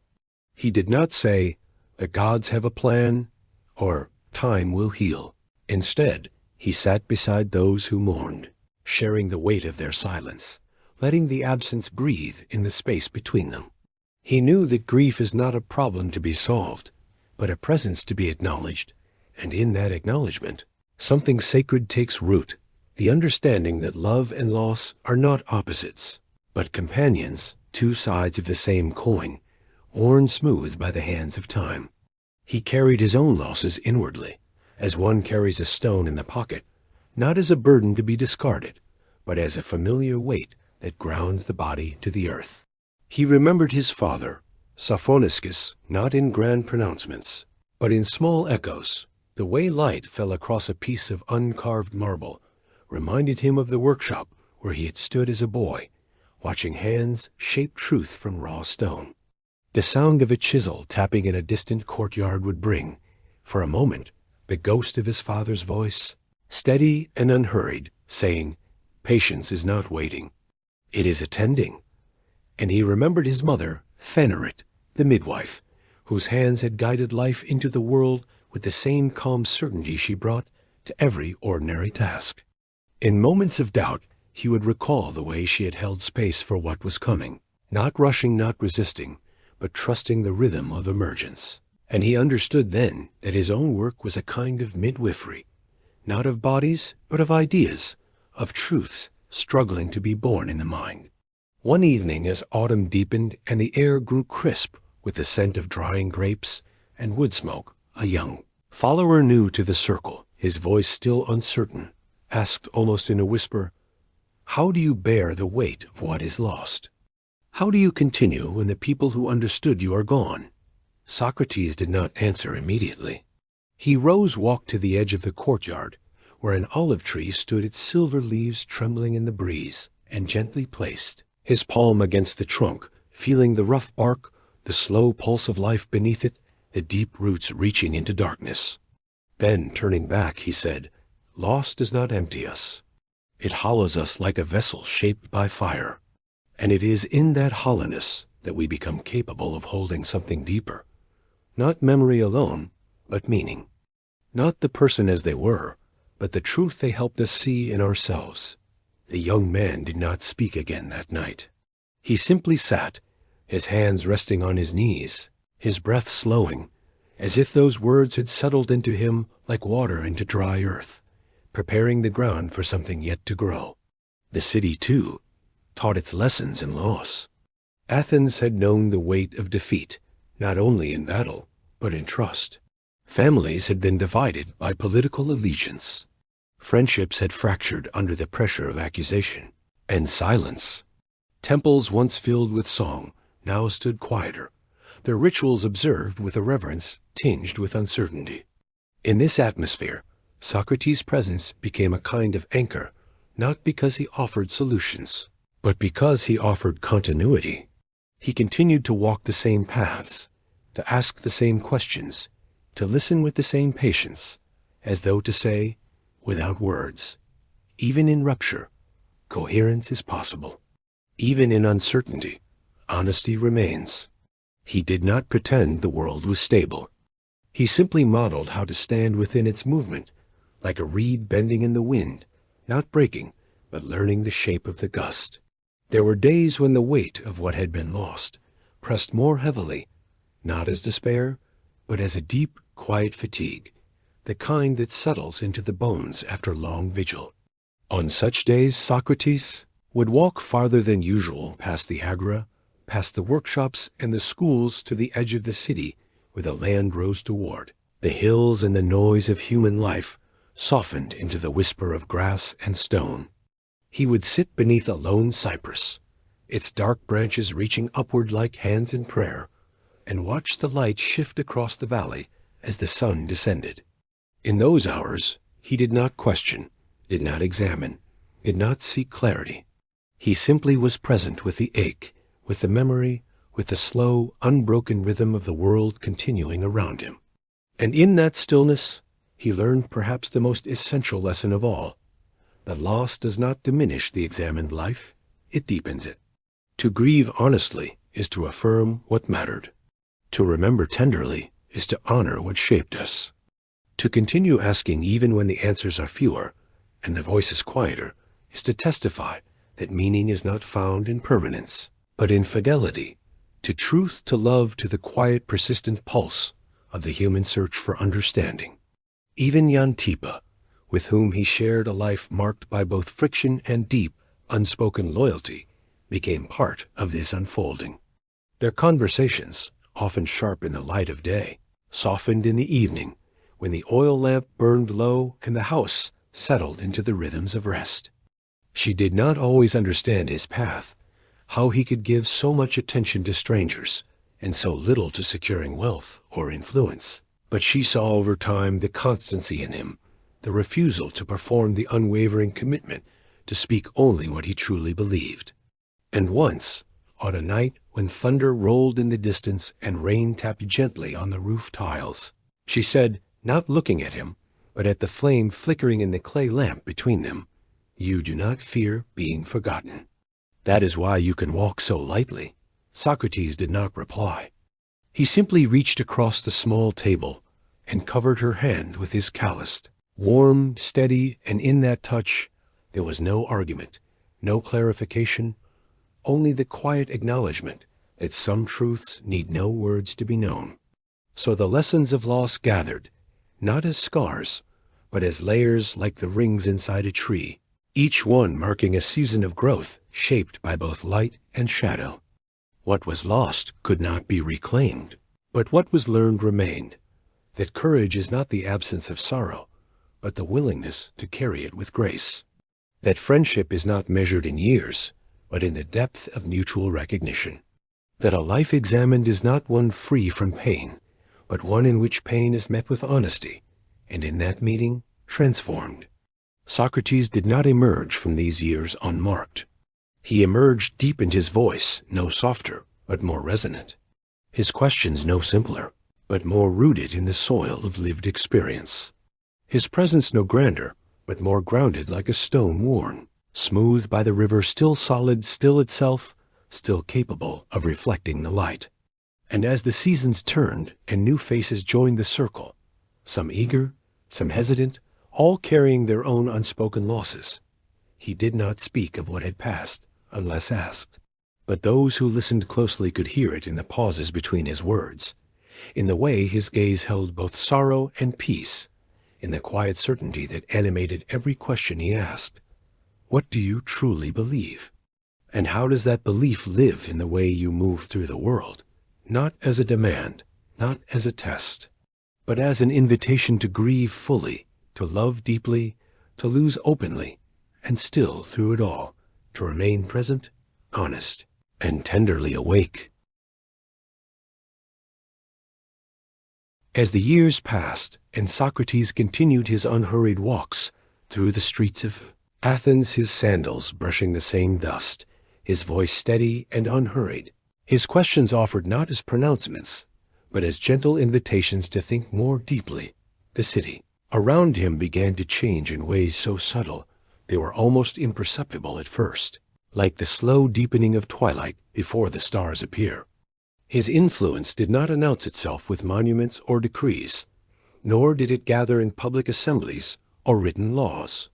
Instead, it settled into the quiet corners of daily life, into the pauses before speech, into the way a young man hesitated before repeating a claim he had once accepted without question, into the way a merchant's hand lingered over the scale, not adjusting it, but remembering why honesty mattered even when no one was watching. What Socrates had planted not with intention, but with constancy, was beginning to take root, not in the soil of doctrine, but in the living ground of human attention. Among those who walked with him most often, a quiet transformation was unfolding, not dramatic, not sudden, but steady, like the shaping of clay on a wheel turned by patient hands. Plato, still young, but already marked by a depth of observation that set him apart, listened not only to Socrates' words, but to the spaces between them. The way his questions deepened not to trap, but to open. The way he held silence, not as absence, but as respect for the time it takes a thought to rise. The way he met resistance, not with correction, but with curiosity. Plato did not take notes in the Agra, nor did he rehearse arguments for later use. Instead, he absorbed the rhythm of Socratic dialogue as one absorbs the cadence of a beloved song, gradually internally until it becomes part of one's own breath. In the evenings, after the others had departed, and the oil lamps in the courtyards had been lit, he would sometimes linger beside Socrates on the low stone bench near the old fountain, and their conversations would deepen not into abstraction, but into memory, into the texture of lived experience. What does it feel like in the body when you realize you've been wrong? Is virtue something we learn, or something we remember, like a melody we once knew by heart? These were not the questions of a student seeking answers, but of a soul learning to listen to the world, to others, and most of all, to itself. Other young men carried Socrates' presence into different corners of the city, not as a philosophy to be defended, but as a way of being to be lived. One, the son of a farmer from the Attic countryside, returned home each season to help with the harvest, and there in the golden light of late afternoon, amid the scent of crushed wheat and sun-warmed earth, he found himself asking his father not about yields or techniques, but about what it meant to care for land, not as property, but as belonging. His father, a man of few words and calloused hands, would pause in his work, wipe the sweat from his brow with the back of his wrist, and say, after a long silence, to care for the land is to know when to plant, when to wait, and when to let go. It is not about control. It is about listening. And in that reply, the young man heard not just agricultural wisdom, but the echo of Socrates' voice, not in the words, but in the honesty, in the refusal to speak before the thought was ready.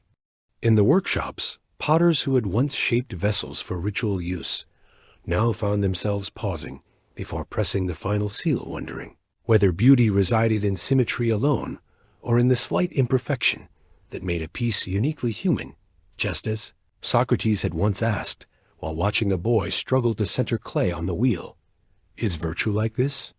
Does it also require the right speed, not too fast, not too slow, and a hand that knows when to press and when to wait?" The memory of that question had lingered, not as an instruction, but as a companion, returning in quiet moments when the hands knew the work, but the mind was free to wander. Even in the assembly, where rhetoric had long been polished like bronze for effect, a subtle shift began to appear, not in the structure of speeches, but in their tone. Men who had once spoken with practiced confidence now sometimes added a phrase before their conclusions. Unless, of course, there is another way to see this. Or, this is what I believe today. I remain open to being shown otherwise. These were not signs of weakness, but of maturity, the quiet confidence that comes not from certainty, but from the willingness to be changed by what one learns. No law required this change. No leader commanded it. It grew, instead, from countless private conversations, from the slow accumulation of moments in which a question had been met not with defensiveness, but with reflection. Socrates himself remained unaware of the extent of this influence. He did not measure success through admiration, nor did he seek recognition. To him, each conversation was simply another opportunity to uncover a deeper truth, one moment at a time. He walked through the same stone paths, greeted the same neighbors, listened to the same concerns of the city, oblivious to the quiet transformation he was inspiring. His feet left no visible trail, yet the thoughts he planted in others took form like roots growing beneath the surface of the earth unseen, but holding the soil together. There were evenings when he and his companions would sit near the edge of the city, watching the last light of the sun fade behind the distant hills. The wind carried the scent of the olive groves, and the voices of the city softened into a distant hum. During these moments, Socrates often spoke about the importance of living a life that aligned with one's deepest values, not as a moral imperative, but as a kind of inner harmony, like the tuning of a lyre where every string must resonate with the others for the music to be true. His listeners absorbed these words, not as philosophical theories, but as gentle reminders of the kind of people they wished to become, not perfect, not unshakable, but honest, present, and willing to grow. What made this legacy so enduring was not its grandeur, but its humility. It did not demand conversion. It did not require belief. It simply asked for attention, for the courage to return, again and again, to the question of how one's inner convictions lived in the outer world. A baker kneading dough, a mother soothing a child, a sailor tying a knot against the wind, all became sites of potential wisdom, not because they were performing philosophy, but because they were living it, moment by moment, in acts of care, precision, and presence.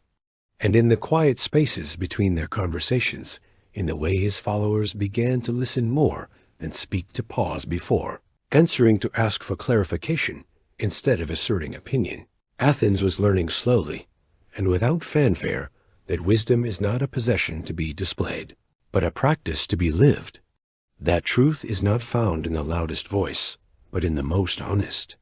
And that the most profound revolutions do not begin in the streets or the assemblies, but in the stillness of a single question, offered gently, in good faith, to another human being.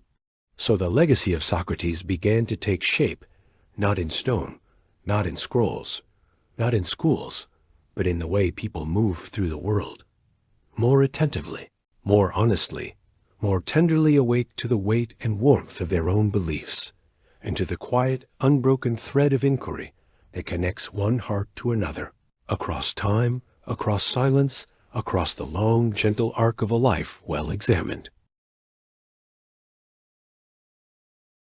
As the years passed and the seasons turned over the hills of Attica, the city of Athens began to change not with the abruptness of revolution, but with the quiet, inevitable movement of time itself, like the slow settling of dust after a breeze has passed, or the gentle wearing of stone beneath centuries of footsteps. And in this gradual transformation, the memory of Socrates, once a living presence moving through the agora and speaking in shaded courtyards, began to take on a new form, not as a man among men, but as a quiet current flowing beneath the surface of the city's thought, shaping its rhythms from within. He was still alive during much of this shift, still walking the same paths, still asking the same questions with the same unhurried patience, yet even before his final days arrived, people began to speak of him not only as a companion in dialogue, but as a figure whose presence had altered something essential in the way they understood themselves and their world. There were moments when the city itself seemed to pause in his absence, as though the air retained the echo of his voice long after he had moved on to another conversation. A merchant, arranging olives in clay jars beneath a linen awning, might find himself pausing mid-sentence during a negotiation, his hand hovering above the scale, not out of doubt about the weight, but because a question Socrates had asked weeks earlier, "What does honesty feel like in the body when no one is watching?" had returned to him, not as an accusation, but as a quiet companion, guiding his fingers to set the measure fairly without fanfare or self-congratulation. A young man walking home at dusk, his sandals brushing the same dust. Socrates had known since boyhood might feel a sudden clarity rise within him. Not a new thought, but the recognition of an old one finally understood. That courage was not the absence of fear, but the willingness to act in alignment with what one believed even when trembling. These were not grand revelations. They were small personal awakenings, like seeds cracking open in the dark, and they accumulated across the city, carried not by decree or doctrine, but by the quiet repetition of conversations passed from person to person, softened by time, yet retaining their core honesty. Even those who had never spoken with him directly began to feel his influence, not as a force imposed from outside, but as a shift in the atmosphere of thought itself. In the workshops where potters shaped clay on turning wheels, apprentices now sometimes asked not only how, but why. Why this curve and not another? Why this glaze and not that? And their masters, remembering their own youth, would pause, let their hands rest on the damp clay, and say, because balance is not symmetry.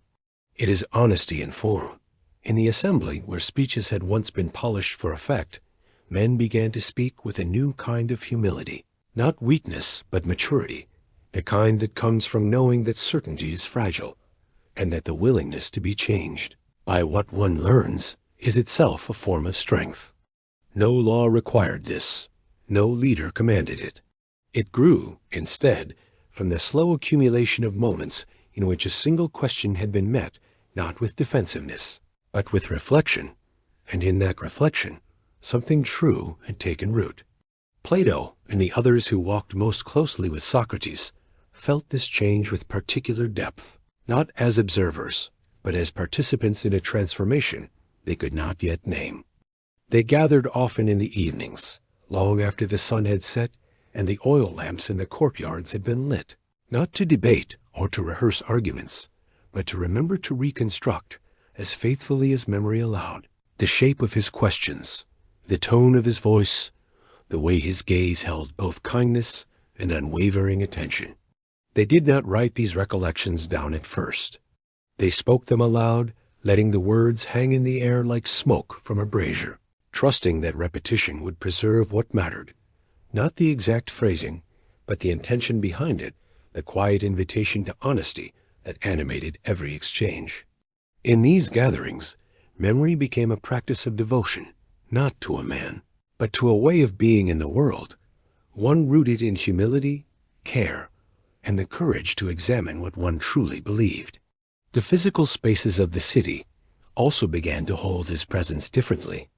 The steps of the Stoa Poikile, where he had often sat with his back against cool marble, grew smoother beneath the weight of repeated use, not only his, but those who came to sit in the same spot, as if proximity to that stone might help them remember how to listen deeply. The fountain near the Agra, where water spilled endlessly into a worn stone basin, acquired a quiet reputation. People passing by would instinctively lower their voices, as one might near a shrine, not out of superstition, but out of respect for the kind of stillness he had modeled, the kind that allows truth to rise, unforced, like a bubble breaking the surface of still water. Even the paths he walked most often, the road to the academy, the lane behind the temple of Hephaestus, the slope leading down from the Acropolis, seemed to carry a different quality of light in the late afternoon, as though the city itself were honoring the rhythm of his steps, the steadiness of his presence, the way he had moved through the world, not as a conqueror, but as a witness. And yet, for all this quiet reverence, Athens did not mythologize him. It did not erect statues in his honor, nor did it rename streets after him. His memory lived instead in the fabric of daily life, in the way a father now asked his son, not "What do you know?" but "What do you believe, and why?" In the way a mother, watching her daughter knead dough in the courtyard, would say, "Feel the resistance." That is where the strength lies, not in forcing, but in patience. These were not citations of philosophy. They were echoes soft, lived, unforced, passed down not in scrolls, but in gestures, in pauses, in the quiet certainty that to live well was to live examined, not perfectly. Time, with its patient, unassuming hand, gathered these fragments, the spoken words, the remembered silences, the gestures of attention, and wove them into something enduring, not a monument, but a manner of thinking, not a school, but a sensibility. The city did not forget him, nor did it enshrine him. It absorbed him, as earth absorbs rain gradually, completely, transforming in the process. The questions he had asked did not fade with his voice. They deepened, widened, settled into the collective memory like roots anchoring a tree against the wind. They became part of the city's inner weather, the way thought moved through it, the way doubt was no longer feared, but honored as the first sign of honesty, the way silence between words was no longer empty, but full of potential. Years later, long after his sandals had ceased to brush the dust of Athenian streets, people would speak his name not with the sharpness of controversy, but with the tenderness of recognition, as one might speak of a teacher whose lessons only made sense years later, or a friend whose absence revealed the depth of their presence. His legacy was not in the answers he gave. That would have been a betrayal of everything he stood for, but in the space he created for others to ask their own questions, to live their own uncertainties, to walk their own paths toward understanding. And in that space, time did not erase him. It clarified him, like water settling in a basin, until what remained was not the noise of debate, but the quiet, unshakable core of what he had offered all along, the invitation to live fully and tenderly, in alignment with the truth one carries within.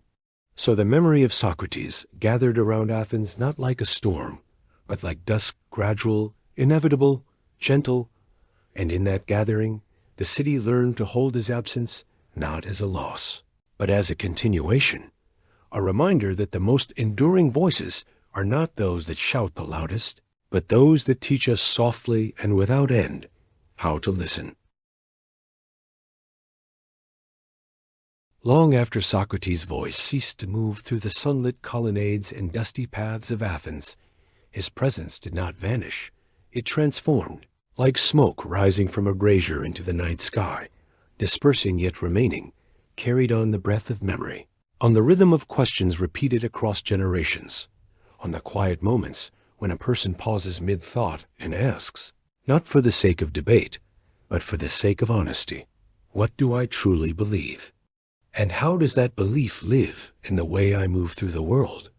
These words, spoken softly over 2,000 years ago, have not faded with time. Instead, they have settled into the deeper layers of human thought, not as commands or doctrines, but as companions, gentle, patient, always ready to return when the mind grows still enough to hear them. In the centuries that followed, his questions traveled far beyond the walls of Athens, carried first by the careful hands of Plato, who wove them into dialogues that preserved not only the logic, but the tone of Socrates' voice, the warmth, the pause, the way his gaze held both kindness and unwavering attention, and then by countless others who in libraries and monasteries, in lecture halls and private gardens, encountered his words and felt as if for the first time permission to doubt, to wonder, to dwell in uncertainty without fear.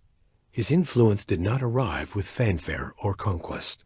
It seeped in like twilight, soft and inevitable, reshaping the way people thought, not by replacing old ideas, but by inviting them to be examined gently from within. In Alexandria, scholars paused before translating his dialogues, sensing that the rhythm of his speech carried as much meaning as the arguments themselves. In Rome, statesmen who once prized oratory above all began to value introspection, not as weakness, but as the foundation of true leadership. In medieval monasteries, monks copied his words not as heresy, but as a form of spiritual discipline, recognizing in his insistence on self-examination a mirror of their own vows to seek truth through humility. Even today, in a world that moves with a speed Socrates could not have imagined, where voices compete for attention in digital squares far vaster than the agora, where certainty is often performed rather than lived, his whispers remain astonishingly relevant, not because they offer answers, but because they restore a sense of pace, the pace of breath, of reflection, of listening before speaking. When a student sits late at night, overwhelmed by the weight of expectations, and wonders whether success means achievement or alignment, with something deeper that is the echo of Socrates, not as a philosopher in a textbook, but as a quiet presence beside them asking, what would it mean to live in accordance with your own understanding of the good? When a parent, weary from the demands of daily life, hesitates before repeating a phrase they heard in their own childhood, and instead asks, is this the truth I wish to pass on?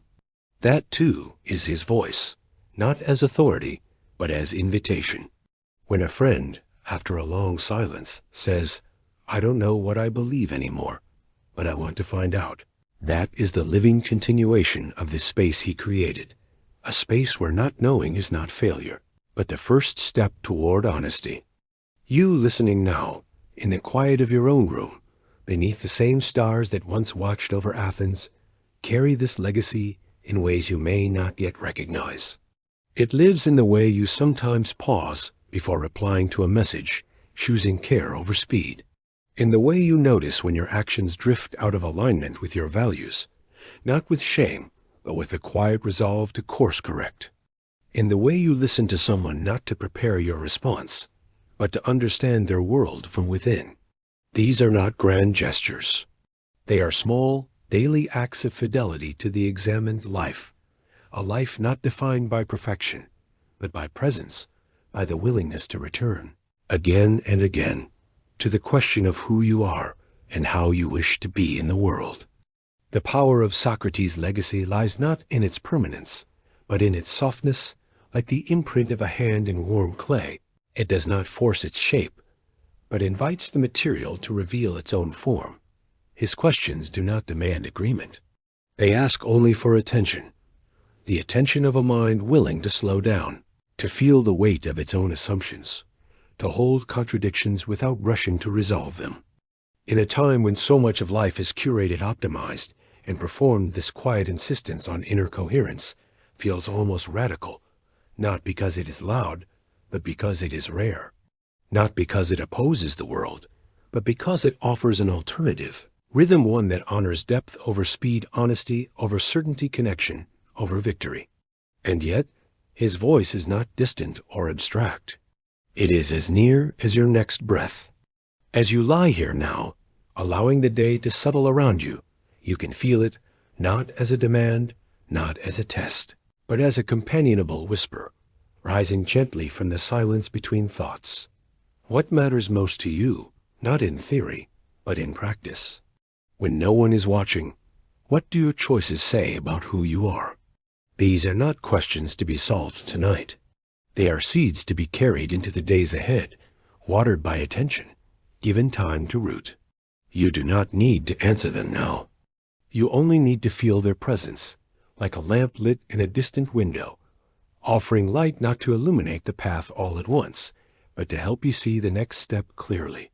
Somewhere in a city not unlike Athens, a young person sits on a bench in a park, at dusk watching the light fade behind the buildings, and wonders whether the life they are building is the one their soul recognizes as true. Somewhere else, an elder traces the rim of a teacup with their finger and recalls a conversation from decades ago that changed the way they saw themselves, not because it offered answers, but because it asked the right question at the right time. And somewhere, perhaps in this very moment, you feel the faint resonance of that same inquiry, not as pressure, but as tenderness, the tenderness of a world that still believes in the possibility of growth, of change, of returning to oneself with kindness. This is the enduring echo of Socrates, not a monument, not a doctrine, but a practice, the practice of living with eyes open, heart engaged, mind willing to be unsettled for the sake of truth. It does not require you to be a philosopher, a scholar, or a hero. It only asks that you remain as he remained, a human being walking through the world with honesty, curiosity, and care, asking, listening, pausing, and, above all, showing up fully for the life you have been given. So let these echoes settle around you now, not as noise, but as a gentle hum beneath the surface of the night, like the distant sound of water moving through stone, steady and unbroken. They are not here to keep you awake, but to guide you deeper into rest, reminding you that to examine your life is not to judge it, but to honor it, not to fix it, but to feel it fully tenderly as it is. And in that honoring and that feeling, you join a lineage of quiet seekers who across centuries and continents have chosen to walk with questions as their companions, trusting that the path itself, when walked with honesty, is the destination. As our time together in ancient Athens draws to a gentle close, allow your breath to deepen once more, letting the rhythm of your inhale and exhale become the quiet anchor that guides you back to the present, not with haste, but with the same unhurried grace that carried us through the streets, courtyards, and conversations of this story. You have walked beside Socrates on sun-warmed stones, listened to the murmur of voices in the agora, felt the cool breeze descending from the Acropolis at dusk, and lingered with him in moments of silence, where truth was not spoken, but sensed.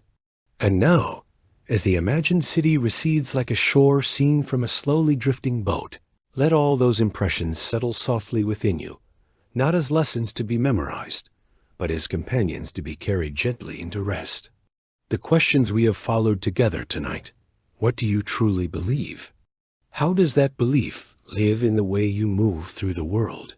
Were never meant to weigh upon you, nor to demand answers before sleep. They do not knock insistently at the door of your mind. They wait patiently at the threshold, like a friend who knows that some conversations unfold only when the heart is ready. So let them rest now beside you, not as obligations, but as quiet invitations, reminders that honesty is not a destination, but a way of walking. That wisdom is not the accumulation of certainty, but the courage to dwell tenderly and without judgment in the space where understanding is still forming. Feel the weight of your body against the surface beneath you, the gentle pressure of your limbs, the rise and fall of your chest, the soft contact of your skin with the air now cooled by the passage of time and story. With each breath let the details of Athens, the scent of olive leaves and clay lamps, the sound of water spilling into stone basins, the golden light on marble columns soften into memory, not as something lost, but as something absorbed. A layer of stillness added to your inner world, a quiet resonance that will remain long after the words have faded. If your heart feels drawn to share where in time, in space, in season you are listening from tonight, know that your words will be met not as data, but as companionship. I read every message not with expectation, but with gratitude, as part of this shared journey through history and dreams, and I carry them with me like small stones gathered along the path, each one a marker of connection across distance and silence. Thank you for your presence, for your trust, for allowing this story to unfold in the quiet sanctuary of your attention. It is a rare and sacred gift to walk with someone through the inner landscapes of history, philosophy, and memory, and I do not take that privilege lightly. You have honored Socrates' legacy, not by agreeing with him, but by giving his questions space to breathe. And in doing so, you have affirmed what he believed most deeply, that the examined life begins not with brilliance, but with openness, not with certainty, but with the willingness to listen first to others, and then, most tenderly, to oneself. If in the days ahead you find yourself pausing before speaking, choosing kindness over correctness, or returning to a thought with gentler curiosity, then before know that the echo of this night is still with you, not as a command, but as a companion. And whenever you feel ready to step once more into another time, another place, another life shaped by quiet courage and deep humanity, you are always welcome to return. There is no urgency, no expectation, only the open door of this space, waiting with the same patience Socrates offered to every soul who paused beside him. So now, as the final words settle like dust on still water, let your mind soften, let your thoughts drift like leaves carried by a slow river, and let your body release layer by layer into the deep restorative embrace of the night. The stars above Athens still shine, unchanged by centuries. And somewhere beneath them, a question waits not to be solved, but to be lived. May your sleep be deep, your dreams be gentle, and your return to the world tomorrow be guided by the same calm, honest presence you have carried with you tonight. I will be here whenever you choose to come back.